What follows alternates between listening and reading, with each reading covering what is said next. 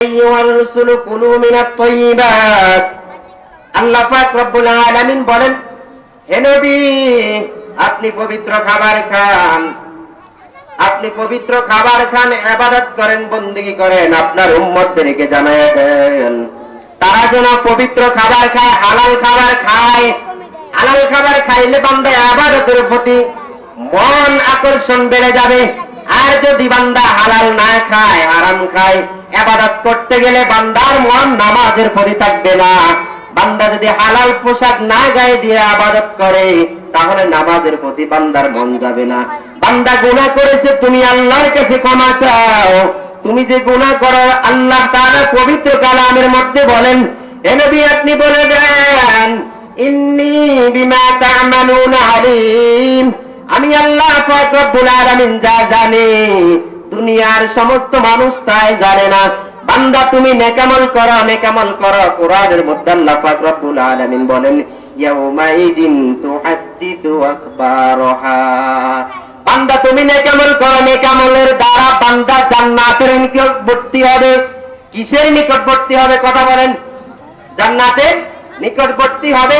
আর বান্দা গুনাহের কারণে জাহান্নামের নিকটবর্তী হয়। এই জন্য আল্লাহ পাক রব্বুল আলামিন বলেন, বান্দা তুমি নেকামল করো, নেকামল করো। তুমি যে গুনাহ করো, ওয়াজারু যাহিরাল ইসমি ওয়া বাতিনা, বান্দা তুমি প্রকাশ্যে গুনাহ ছেড়ে দাও।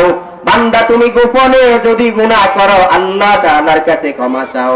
আল্লাহর রাসূলকে আল্লাহ পাক জানায় দেয়, আল্লাহর নবীকে আল্লাহ পাক জানায় দেয়, হে নবী আপনি বলে দেন আপনার উম্মতরা যেন গুনাহ প্রকাশ্য না করে। একজন ভাইকে গুনাহ করতে দেখলে আরেকজন ভাই গুনাহ করার সাহস বেড়ে যায়।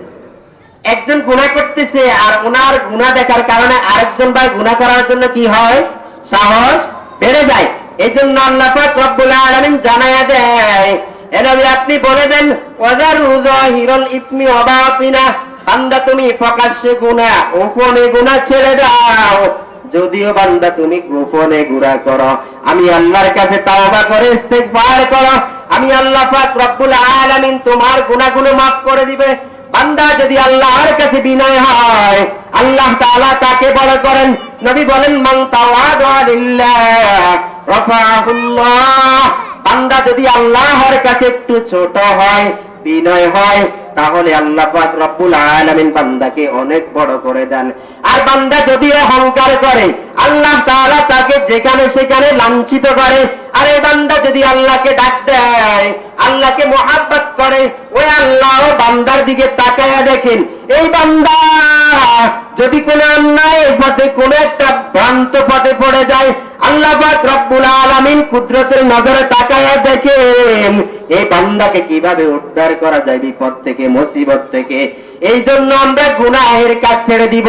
বিনয়ের সাথে, মানুষের সাথে কথা বললেও বিনয়ের সাথে কথা বলবো। নবী আলাইহিস সালাম হযরত আলী রাদিয়াল্লাহু তাআলা আনহু সম্পর্কে বলেন, ইয়া আলী লা তুতবি'ন নাযরাতান নাযরা ফাইন্না লাকাল উলা ওয়া লাইসাত লাকাল আখিরা। হে আলী, তুমি যখন রাস্তা দিয়ে হাঁটো, হাঁটার সময় তোমার যখন চোখের নজরটা অন্য কোনো বেগানা নারীর দিকে পড়ে, প্রথমবার নজর পড়েছে, নজরটা উঠায়া নাও। আর দ্বিতীয়বার যদি নজর করো তাহলে গুনাহ হবে। আর দ্বিতীয়বার তুমি নজর করবা না। প্রথমবার নজর পড়েছে, তোমাকে আমি আল্লাহ রব্বুল আলামিন maaf করে দিব। কিন্তু দ্বিতীয়বার যদি আবার তাকায়, এই গুনাহের শাস্তি আবার তাকে দেওয়া হবে। এই জন্য আমাদের নজর যদি অন্যদিকে যায়, আমরা নজরটা একেবারে নিয়ে আসবো। নাকি একবার তাকাইলে একবারে তাকাই থাকবো? নজর পড়লে কি তাকাই থাকবো? প্রথমবার পড়লে মাফ, এই জন্য তাকাই থাকা যাবে? তাকাই থাকা যাবে না। কেউ কারো গুনাহের বোঝা বহন করবে? বলেন, আপনারা কি আমার গুনাহের বোঝা বহন করবেন? আল্লাহ পাক রব্বুল আলামিন বলেন, ওয়ালা তাযিরু ওয়াজিরাতুন উযরা উখরা, দুনিয়ার কোন মানুষ কেউ কারো গুনাহের বোঝা বহন করবে না। প্রত্যেকটা বান্দা নিজের গুনাহের জন্য নিজে জবাব দেওয়া লাগবে।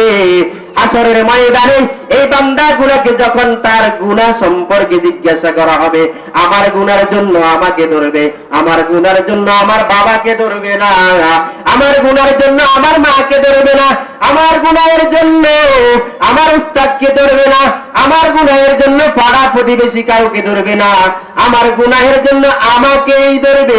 এই জন্য আল্লাহ পাক রব্বুল আলামিন জানায়া দেয়, হে নবী আপনি আপনার উম্মতদেরকে বলে দেন, ওয়ালা তাযিরু ওয়াযিরাতু ওযরা উখরা, কেউ কারো গুনাহের বোঝা বহন করবে না। তাই তোমরা সামনের দিকে যদি আগাইতে হও, আমল দিকে সামনের দিকে আগাও। নবী আলাইহিস সালাম বলেন, সামনের দিকে যদি আগাও, মান বাত্তা বিহি আমালুহু লাম ইউসরি বিহি নাসাবুহু, বান্দা এরে বান্দা তুমি আমল দিয়ে সামনের দিকে আগাও, কোন বংশের পরিচয় দিয়ে কোনো লাভ নাই। তুমি বহিয়া বংশ, হাওলাদার বংশ, চৌধুরী বংশ, এই বংশের পরিচয় দিয়ে কোনো লাভ হবে না। যদি এই বংশের পরিচয় দিয়ে এই বান্দাগুলো হাসরের ময়দানে বাঁচতে পারত, তাহলে নবী আলাইহিস সালাম তার কলিজার টুকরা ফাতিমাতুজ জোহরা রাদিয়াল্লাহু তাআলা আনহা সম্পর্কে বলেন, ইয়া ফাতিমাতু আনকিযু নাফসাকি মিনান নার, এই ফাতিমা তুমি তোমাকে জাহান্নামের আগুন থেকে বাঁচাও। সেখানে আমি নবীর পরিচয় দিয়ে কোনো লাভ আছে? তাহলে নিজের গুনাহের জন্য নিজেকে বহন করা লাগবে, নিজের গুনাহের জবাব নিজেকেই দেওয়া লাগবে, নাকি অন্য কেউ দিবে? নিজের গুনাহের জবাব কে দিবে? নিজেকেই দেওয়া লাগবে। এই জন্য বান্দা তুমি গুনাহ ছেড়ে দাও। রাসূল আরবি সাল্লাল্লাহু আলাইহি ওয়াসাল্লাম বলেন, যখন দুনিয়ার জমিনের মধ্যে কোন মৃত ব্যক্তি দুনিয়া থেকে চলে যায়, তার দোষ গুণগুলা তোমরা দোষ তালাশ করো না, গুণগুলো দেখে দেখে দেখে দেখে ওই গুণগুলো মানুষের কাছে বর্ণনা করা। কারণ এই দুনিয়ার জমিনে মানুষটা কেমন ছিল, যদি তুমি তার ভালো গুণগুলা বলো, তাহলে তার কবরের মধ্যে শান্তি পাবে। আর যদি তুমি তাকায়া তার দোষগুলা খুঁজে খুঁজে বর্ণনা করো, নবী আলাইহিস সালাম বলেন, এই বান্দা যখন মৃত্যুবরণ করে দুনিয়ার জমিন থেকে চলে যায়, ওই বান্দার তোমরা ভালো ভালো ভালো যেই দিকগুলো আছে ওই দিকগুলা নিয়ে আলোচনা করো, তার গুনাহের গুনাহগুলো তার কারো কাছে সমালোচনা করো না। আজকে তো আমরা কেউ যদি দোকানের মধ্যে একটা কথা উঠাই দেই, আর ওর পিছনে আমরা সমালোচনা করতেই থাকি। নবী আলাইহিস সালাম বলেন, আল গীবাতু আসাদ্দু মিনাজ জিনা, এরকম একজনের পিছনে একজনের সমালোচনা করে, এটা জিনাহের চাইতে মারাত্মক। বান্দা তুমি কেন একজন ভাই আর একজন ভাইয়ের পিছনে সমালোচনা করা? এই জন্য আমরা গুনাহের কাজ ছাড়া লাগবে। আমরা যে এত গুনাহ করে সামনের দিকে আগাই, মালিক যদি আমাদেরকে ক্ষমা না করেন তাহলে আমরা মাফ পাবো না। সাহাবায়ে কেরামরা তো গুনাহ করলে যদিও গুনাহ হয়ে যায়, আল্লাহ তাআলার কাছে তারা আল্লাহকে এমন ভয় করত, নবী আলাইহিস সালামের মাজলিসের মধ্যে যখন সাহাবায়ে কেরাম নসিহত শুনতো, সাহাবায়ে কেরাম নসিহতগুলো শোনার পর মাজলিস থেকে যখন ফিরে আসতো, তখন তারা আল্লাহর রাসূলের যে বয়ানগুলো শুনতো ওই কথা বলে যাইতো, জান্নাতের কথা বলে যাইতো, জাহান্নামের কথা বলে যাইতো। পরিবারের কাছে যখন আসতো, টাকা পয়সা অর্থ সম্পদ ফ্যামিলি তাদেরকে গ্রাস করে ফেলতো, ওই জাহান্নামের কথা ওই গুনাহের কথা বলে যাইতো। আবু বকরের সামনে একজন সাহাবীর সাথে সাক্ষাৎ, আবু বকর ওই সাহাবীকে বলতেছে, ভাই তোমার কি খবর? ওই লোকটা বলতেছে, আমি হানজালা মুনাফিক হয়ে গেছি। কি হয়ে গেছি? কথা বলেন। হানজালা মুনাফিক হয়ে গেছে। কারণ কি? নবী আলাইহিস সালাম যখন আমাদেরকে বয়ান শোনায়, জান্নাতের কথা বলে, জাহান্নামের কথা বলে, আল্লাহর রাসূল যখন আখিরাতের কোনো কথা বলে তখন দিলটা একেবারে নরম হয়ে যায়। আর যখন আল্লাহর রাসূলের কাছ থেকে চলে আসি, মজমা থেকে চলে আসি, আবার কেমন যেন এই দুনিয়ার জমিনের ঝামেলাগুলা আমাদেরকে গ্রাস করে ফেলে। এই জন্য আমি হানজালা বলতেছি, হানজালা মুনাফিক হয়ে গেছে। আবু বকর বলতেছে, হে হানজালা চলো নবীর দরবারে যাব। হানজালা আবু বকর নবীর দরবারে গেলেন, ও পয়গম্বর আপনি আমাদেরকে নসিহত করেন। আমরা যখন নসিহত গুলো শুনি দিলটা একেবারে নরম হয়ে যায়। আবার আপনার দরবার থেকে যখন চলে যায় তখন আমরা এই আখিরাতের কথা, জান্নাতের কথা, জাহান্নামের কথা বলে যাই। নবী আলাইহিস সালাম বলেন, হে হানজালা শুনো, হে আবু বকর, তোমরা যতক্ষণ পর্যন্ত আমার মাজলিসে থাকো, আমার নসিহতগুলো শুনো, তখন তোমরা যদি এই কথাগুলো, এই ফিকিরগুলো সব সময় স্মরণ রাখতে, পরিবারের কাছে যাও তখনও স্মরণ রাখতে, তোমরা যদি এই কথাগুলো সব সময় মনে রাখতে, ফিকির করতে, রাস্তা দিয়ে তোমরা হাঁটতেছ, শয়ন অবস্থায়, শোয়া অবস্থায় তোমাদের সাথে জান্নাতের ফেরেশতারা মুসাফা করত। সুবহানাল্লাহ। রাসূল আরবি সাল্লাল্লাহু আলাইহি ওয়াসাল্লাম বলেন, তোমরা যে হাঁটতেছ, ঘুমাইতেছ, তোমরা যদি আমি যেই নসিহতগুলা করি, যদি এই ফিকির সব সময় রাখতে, তাহলে তোমাদের সাথে জান্নাতের ফেরেশতারা হাঁটার সময়, শোয়ার সময় তোমাদের সাথে মুসাফা করত। সুবহানাল্লাহ।